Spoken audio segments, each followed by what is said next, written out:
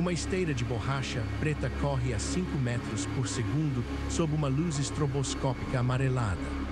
Sobre ela, milhares de fragmentos coloridos, embalagens amassadas e pedaços de recipientes avançam em uma velocidade que torna impossível para qualquer olho humano distinguir um material do outro. De repente, um estalo seco de ar comprimido dispara de uma fração de milissegundo, e um pequeno pedaço de plástico azul é arremessado para fora do fluxo principal, caindo perfeitamente em uma calha secundária. Esse disparo ocorre centenas de vezes por minuto, sem interrupção, em um ambiente saturado de ruído metálico e poeira em suspensão.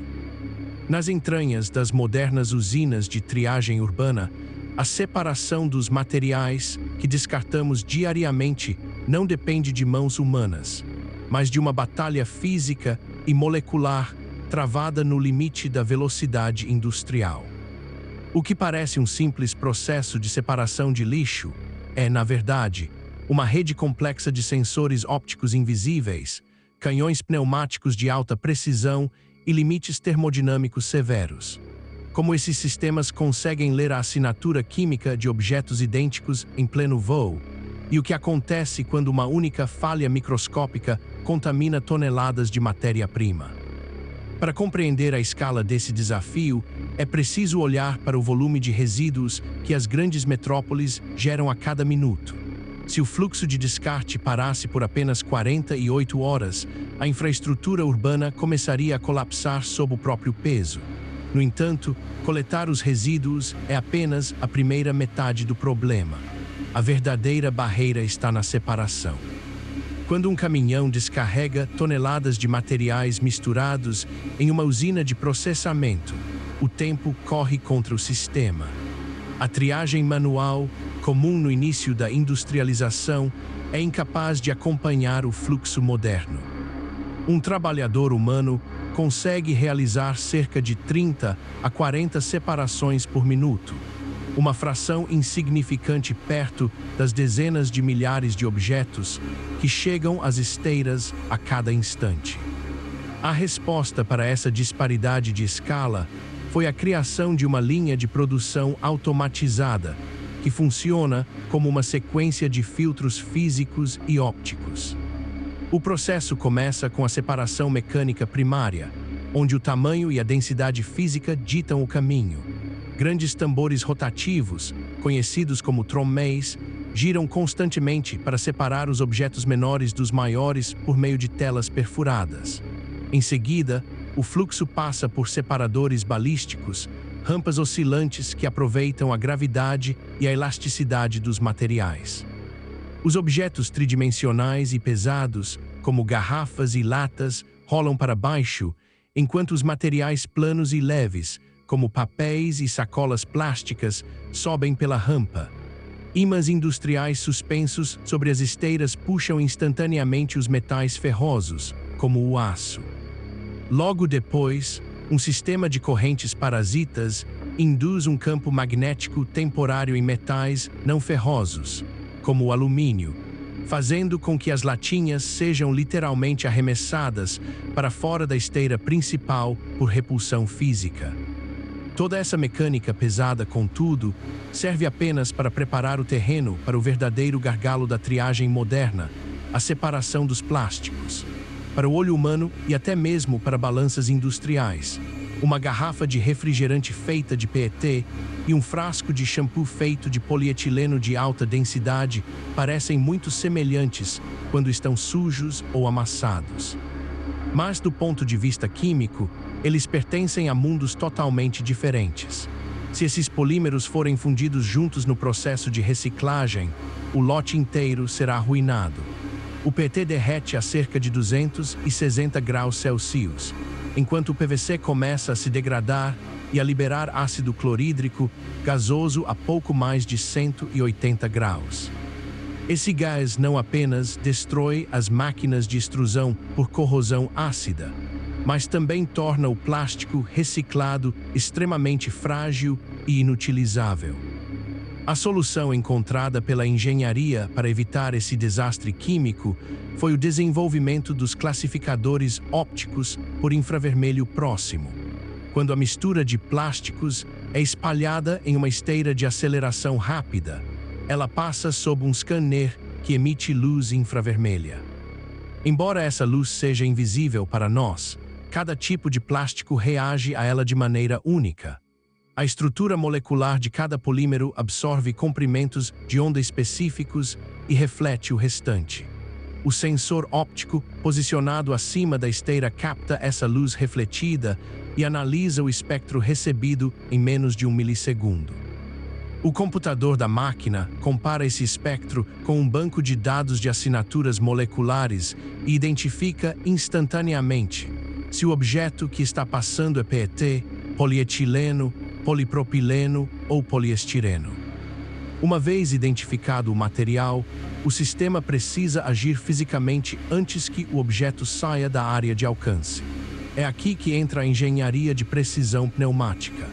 No final da esteira de aceleração, os objetos são projetados no ar, iniciando uma trajetória de queda livre.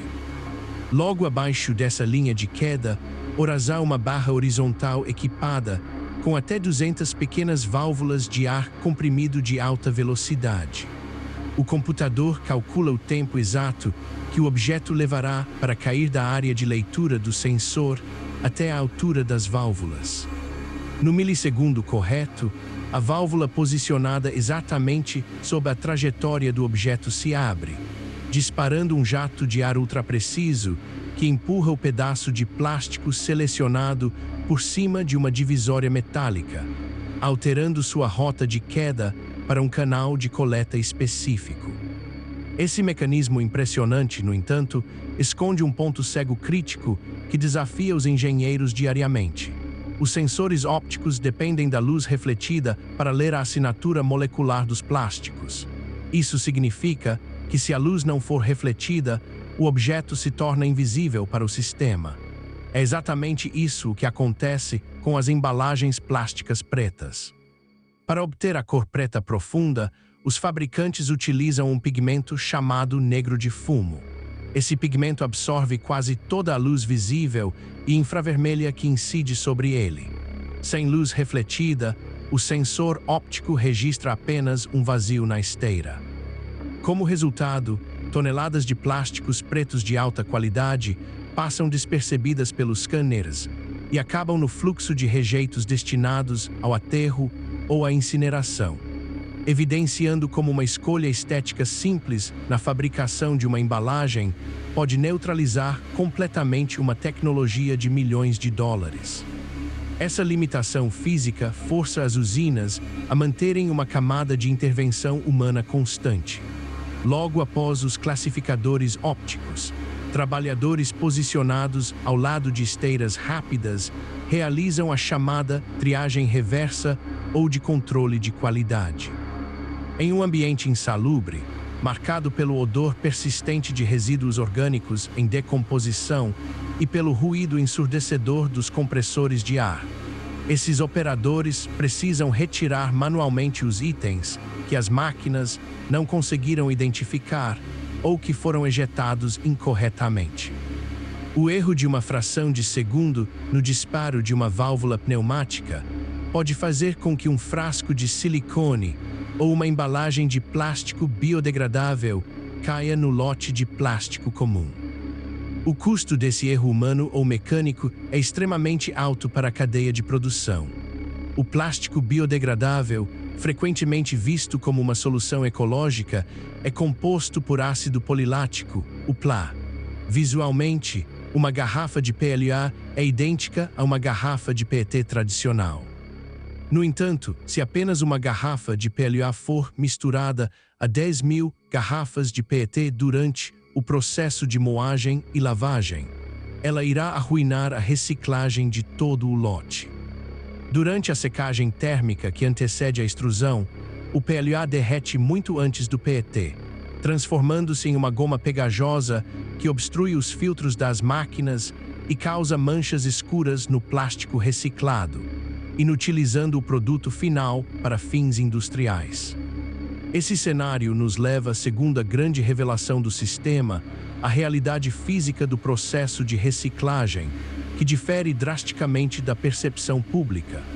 Muitas vezes, a reciclagem é apresentada como um ciclo fechado e infinito, onde uma garrafa velha se transforma em uma garrafa nova eternamente. Na realidade física, o que ocorre é um processo de degradação progressiva, conhecido como degradação térmica e mecânica. Cada vez que o plástico é triturado, lavado, fundido e extrudado, as longas cadeias de polímeros que lhe conferem resistência e flexibilidade são quebradas pelo calor e pelo estresse cisalhante. O plástico reciclado perde propriedades mecânicas a cada ciclo. Uma garrafa de refrigerante raramente se torna outra garrafa de refrigerante idêntica. Ela é rebaixada para se tornar uma bandeja de frutas, depois uma fibra têxtil para carpetes ou camisetas, e finalmente um objeto rígido não reciclável, como um vaso de plantas ou uma viga de plástico para construção. O fluxo de reciclagem não é um círculo perfeito, mas sim uma rampa descendente que apenas atrasa o descarte final do material na natureza. Para manter a qualidade mínima exigida pelo mercado de embalagens, as indústrias precisam misturar constantemente uma porcentagem significativa de plástico virgem, derivado diretamente do petróleo, ao plástico reciclado.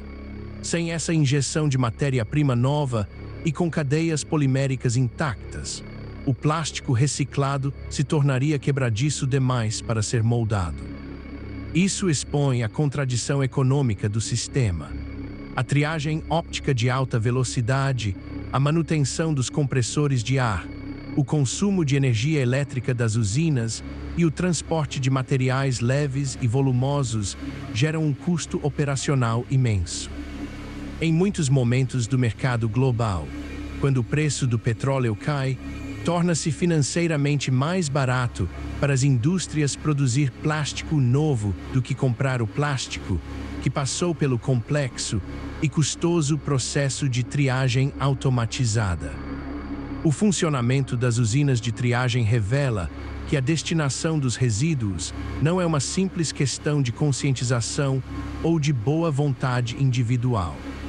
Trata-se de uma corrida física e tecnológica complexa contra a entropia e a degradação dos materiais. Atrás de cada descarte rápido que fazemos em nossas rotinas diárias, há uma infraestrutura monumental de esteiras aceleradas, leituras espectrais em milissegundos e disparos pneumáticos precisos, trabalhando no limite de suas capacidades para tentar organizar o caos molecular do consumo urbano. Quando olhamos para uma embalagem descartada, não estamos vendo apenas um resíduo inerte, mas sim o início de uma complexa jornada física subterrânea que tenta, a todo custo e contra as leis da termodinâmica, adiar o momento inevitável em que aquele objeto se tornará permanentemente inútil.